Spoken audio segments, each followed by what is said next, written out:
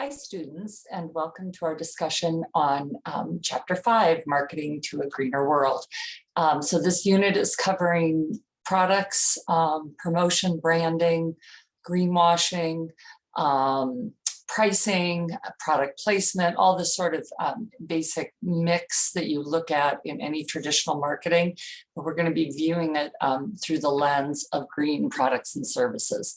So I've put together a PowerPoint. I'm not going to sit here and go over every single slide, but I just want to use it as a basis for our discussion today. So let me share my screen and then put me at one corner. And let's start our conversation. So basically, I loved this quote to start it. I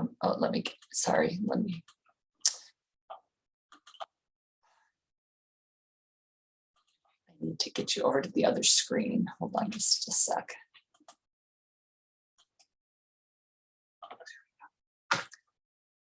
I loved starting off with this quote that green marketing is mostly about making green stuff seem normal, not about what we see a lot, which is people taking, products like an old regular old carpet or paint or electronics, and all of a sudden painting it in this green light. So not that that's never appropriate, but what we're going to be talking about is how to normalize and how to integrate just basic marketing principles with green products. So the dialogue that I've highlighted here with bold is a traditional marketing model. I mean, basically all marketing initiatives and plans need to contain conversation about your demographics, right? Who are you marketing to? How are you going to message and engage in outreach and craft your message in a way that's hopefully going to change your behavior? That's promotion. Where are you entering the marketplace from a price point standpoint? How are you going to distribute your products? Are you going through an online environment, a hybrid environment, a traditional retail outlet? And then what exactly what needs does your product fill, and how are you addressing those needs, and how are you fulfilling those needs of this demographic with this particular product? So the first thing I'd like to talk about is the whole idea of people. And the first thing any marketer is going to do, and this doesn't matter if it's a green product or a gallon of gas, is you're going to target your demographic, and this is called market segmentation. So I could really broadly identify all of you as students and say, yeah, that's my target market, but that probably isn't going to be adequate, because you're of differing income brackets and ages and genders, and you have different needs and wants, and so it's going to benefit me if I'm trying to market seventh generation dish soap to you, to be able to more clearly segment exactly who you are. And there's lots of different ways of doing this. I wrote the book Green Business Practices for Dummies, and I had you read one of the chapters out of there. And this comes from some research, 20 years ago, but it's still very salient and held up with demographic analysis, that the top tier of green purchasers are very, very educated. They know how to do research around products and services. They want to see third-party certification. They're activists. They're highly educated. So this is obviously an easy target market for green products, but it also carries sort of the dual-edged sword of they've got a keen eye for ferreting out greenwashing or lack of transparency. So you have to be very, very careful with this group, because if you misinform or malinform them, you will not only lose them forever, but they will be active in communicating that to other people. So jungle greens is sort of this in-between group, the high income, they don't mind paying a premium for their products. They do it because they have a vague notion that this is the right thing to do and this is what everybody else is doing. And, they've got the ability to pay a little bit extra as long as it's very convenient and the product performs at the same level as the non-green product.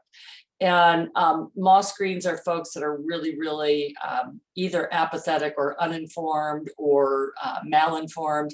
They flat out don't care. So this is, these folks, you have to be able to show them in their pocketbook and in their life how the green product is going to benefit them. So depending upon which of these three groups you're looking to market the product to, there's some key takeaways. The one that I really want to talk about is don't emphasize the negative.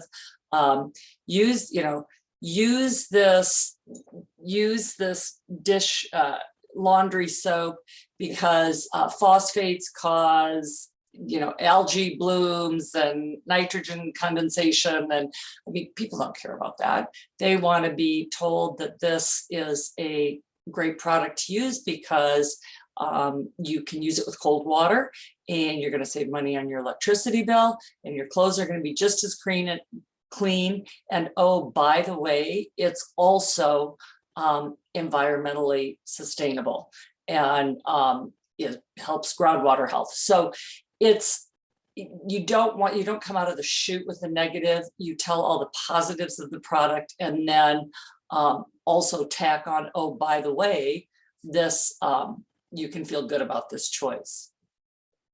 So, and this is a pretty huge thing too. Just look at the shift in the last 5 or 7 years to bringing your own bags to the grocery store. When people started looking around and saying, hey, lots of other people are bringing their own bags in the store.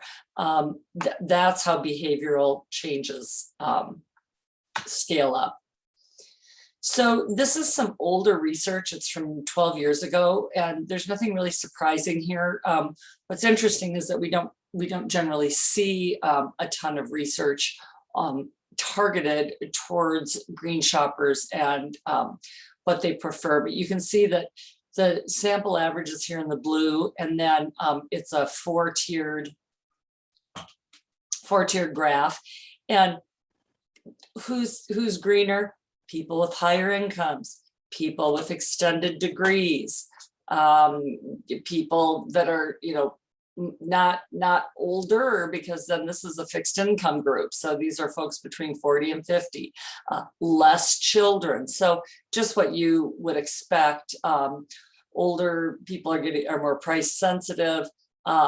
Younger folks have not yet been able to merge their value system with their purchasing choices, primarily because of limited income, most likely. This is a really interesting graph. This is from that same 2009 study. But so they survey a population, I can't remember how many people it was, 1,500 people or something. And, would you buy green? Oh, yeah, absolutely, 95%. 20% less. Do you know what a green product is? A little less clear on that. Are you actually looking for green products when you go to the grocery store? Are you looking for unbleached or bamboo toilet paper? Or, well, no, that's only 63%.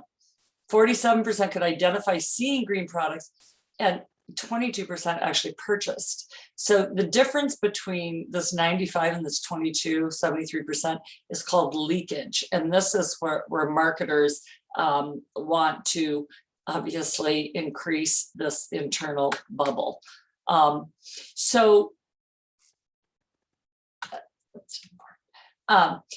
basically that's what we were just looking at here. This is that leakage viewed through another lens.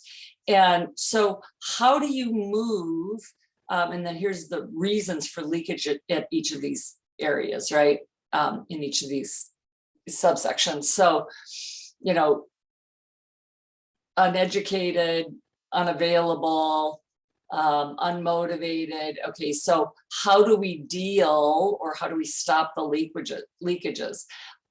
Lots of research showing that point of purchase outreach and education, displays, signage, labeling that's very easy for people to see, you know, non-GMO or organic or wild caught.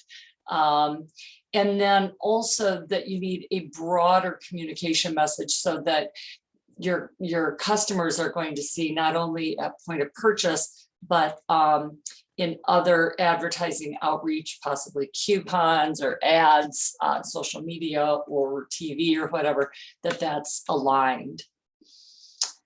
So the second P in the marketing mix, promotion.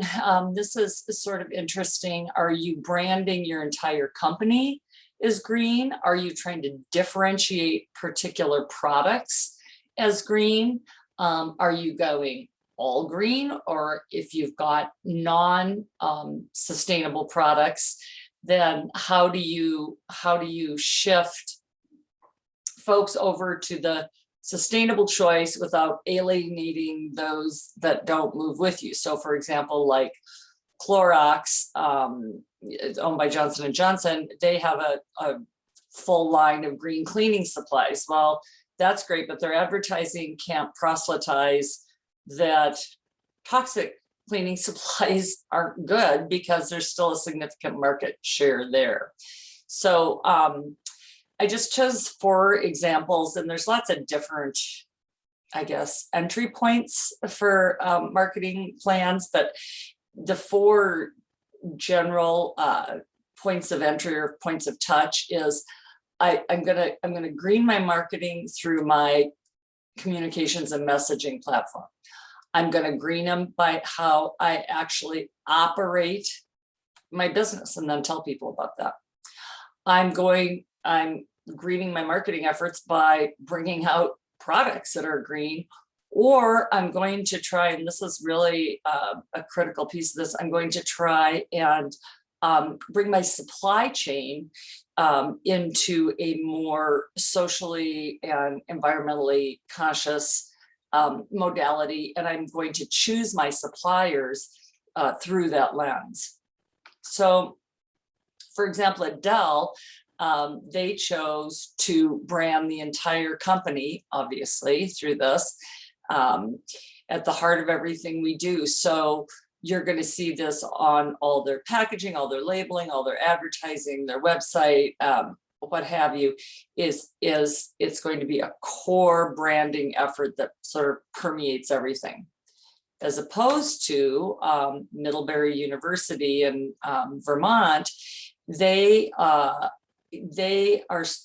doing their green marketing efforts are through how they operate. So how they manage their endowment, which is a big chunk of money that universities have to that donors have given them. So how are we managing our endowment? How are we educating our students? What are we doing on campus? So this is reaching out and entering the green marketing world through your internal operations. Toyota, obviously, and all major car companies now, of course, I think this is a couple of years old, moving into the electric vehicle and non-diesel stroke engines. So their entry point is through products. And I know nobody really thinks of Walmart as a bastion of sustainability, but they actually have spearheaded one of the most progressive supply chain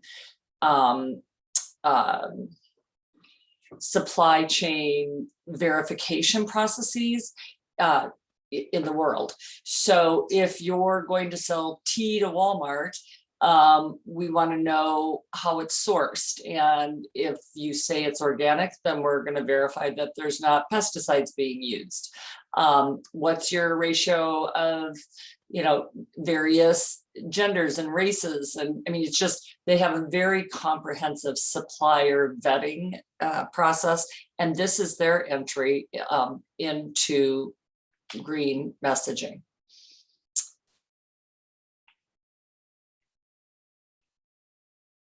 Also, it's pretty interesting in this area, and I think I alluded to that earlier with the pine greens, that if you rebrand and you move yourself, posit yourself as a sustainable company, you need to do this sort of full bore. In other words, you need to have resources allocated, you need to have a chief sustainability officer, you've got to have a way to align your product line with your internal operations. And then when you come out, you've got to make sure that that it's a very strong and crystal clear messaging package as to what you can and can't do, and what you're hoping to attain and how you're measuring that. So really, this is a very big deal, is the transparency. And again, what's your baseline? What's your water usage? What's your carbon emissions? What's your social and diversity and inclusion policies? And how are you measuring that? How are you working towards bettering those? So folks want to know that. You can't just come out anymore and say, hey, I'm green. They want to know how. And of course, now with inclusionary conversations, inclusionary marketing, right, where you've got reviews and blogs and likes and such, this just makes it all the more transparent because your consumers are a part of the conversation. Price, this is a pretty big deal. I'm sure most of you have the general notion that green products are premium priced, and oftentimes they are. But also, as we're seeing more creative approaches to packaging and waste reduction and all the things associated with that, we're seeing that some green products, like for example, if you're refilling your cleaning products or refilling your, dish soap or your peanut butter or whatever, I mean, it costs less because you're utilizing the same packaging. So there's definitely situations where these products aren't premium priced. They're very competitive. As you all know too, we're seeing an innate part of sustainability products and pricing is this idea of service and flow, which was we read about in Natural Capitalism the first couple of weeks of school, where I don't need to own everything. I don't need to own my solar panels. I don't need to own a car. This is sort of a little bit of a different example, but I can share it. And so that also is bringing the pricing into a more competitive spot for quote unquote average consumers. So as green products become more accepted, there's more research done, we're learning more about packaging and decreased shipping costs. And as things like water and fossil fuels become more expensive, I think that green products will continue to enter the mainstream price point mix. Another choice that you need to make with the green marketing mix is, where am I going to place my product? So am I going to have a purely green shop? So when it's not here anymore, but like in Missoula, we had for years this really cool shop downtown called the Green Light. And you knew that everything in there was sustainably sourced, third party, authenticated, that the sheets were bamboo and the body products were organic, and the clothing, much of it was locally made. And so the owners of that made a choice to dedicate the entire business to sustainability. that's clearly in the minority of how green products are pushed through the distribution chain. Many times you'll see, green products will be in a hybrid, in a retailer that also sells non-sustainable products. So, I go to the mall, to Dillard's, and I'm able to find organic cotton and bamboo and, sustainably sourced clothing, but I also get, a bunch of rayon stuff with, spray on fire retardant from China. So, so they're seeing, many traditional outlets are seeing that there's more demand and more requests for these type of products. So they're what's known as a hybrid retailer. Some of the big box chains, of course, are developing their own green lines. We see that at, Home Depot and Lowe's, where they've got their own, low VOC paints and, wool carpeting and, lots of different product lines that they're seeing such a high level of interest in that they're just developing their own line. And then, of course, selling directly to consumers. And then lastly, this is kind of a fun exercise when I do this class in person, but we just kind of go around and say, like, what is, I guess without maybe looking at this for just a second in your own mind, sort of close your eyes and think, like, for you, what do you think a green product is? What are the attributes of a product that you look for that tells you that it's green? And the point is, everyone has a very different vision or version. This did come from a class that we just kind of brainstormed, and different people gave different answers.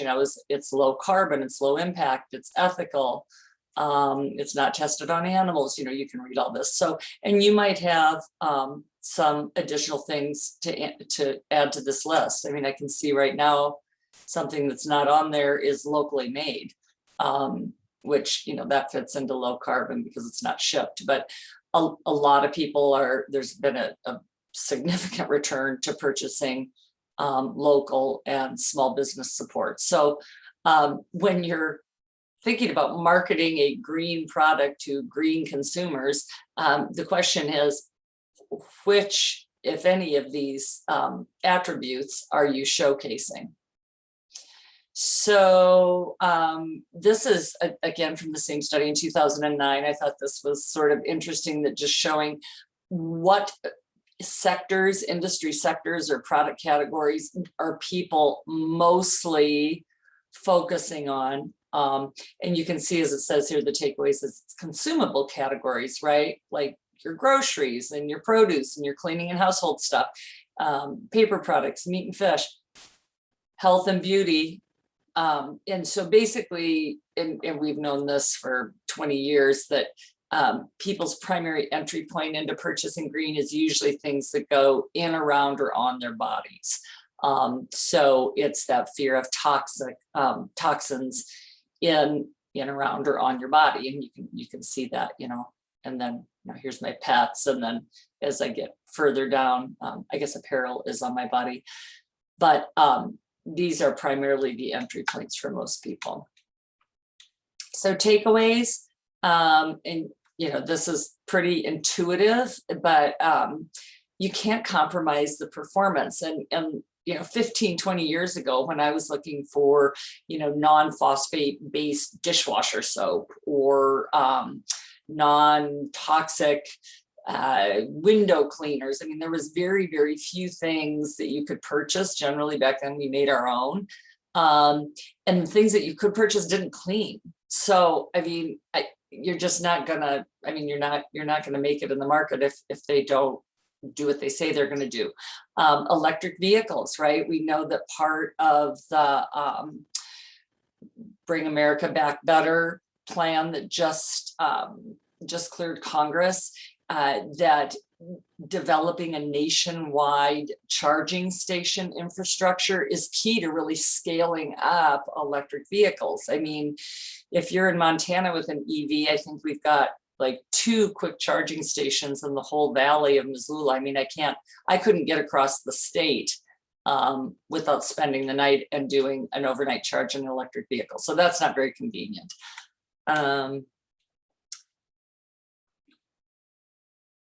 This is a neat takeaway. I don't really have the data sitting right in front of me, but I've seen a couple studies that, and obviously green marketers love this, that folks that switch to green products are definitely their loyal lifetime consumers, and their tendency is to stay committed to the organization that they've chosen to purchase their products from. So this is really common with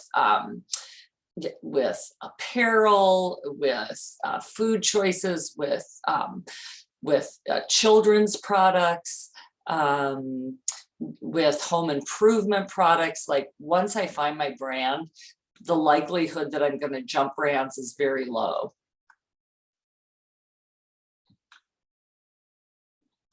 So basically, this is all just about starting to, continuing to educate our customers and our shoppers. Do they have to go to a special part of the store to purchase their green products, or are they able to find, the organic spices in the spice section right next to everything else?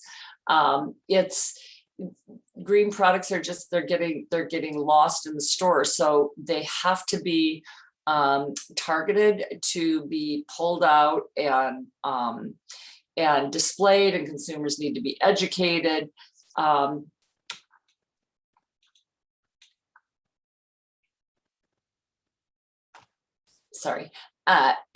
again, in-store communication. I guess there's nothing else to say there. So best practices with green marketing: know your product's impact. So if I'm saying, yeah, I'm in a, I have a flooring shop and I've got, sustainably Forest Stewardship Council, sustainably harvested woods, and I've got green carpets and everything's going along great. It looks like it's working pretty well. And then you look at the supply chain, and the fibers for the carpets came from Uzbekistan, and kids were harvesting the hemp or the cotton that was used in the fibers. Well, so that's, review your complete supply chain, know where all your raw materials and sub-assemblies came from, because as consumers get more sophisticated, that's what they're looking at. This stands for life cycle analysis. So where you look at the whole life of your product. Tell your consumers where you're at. I'm Dole Banana, and I do not have a pretty history in Central America with workers' rights or with toxicities, but we're working towards social justice and living wages and, organic bananas. And so tell your story in a way that lets people know that you're being honest. Eco labels, you're going to have a project in this unit where you're looking at eco labels for that's where third-party certifiers are looking at your products and practices and supply chain and saying, yep, when she says that in fact this tuna and the sushi that they serve at this restaurant was wild caught and there's no trawlers, okay, well, we can go see that that's Marine Stewardship Council certified. So that's an eco label.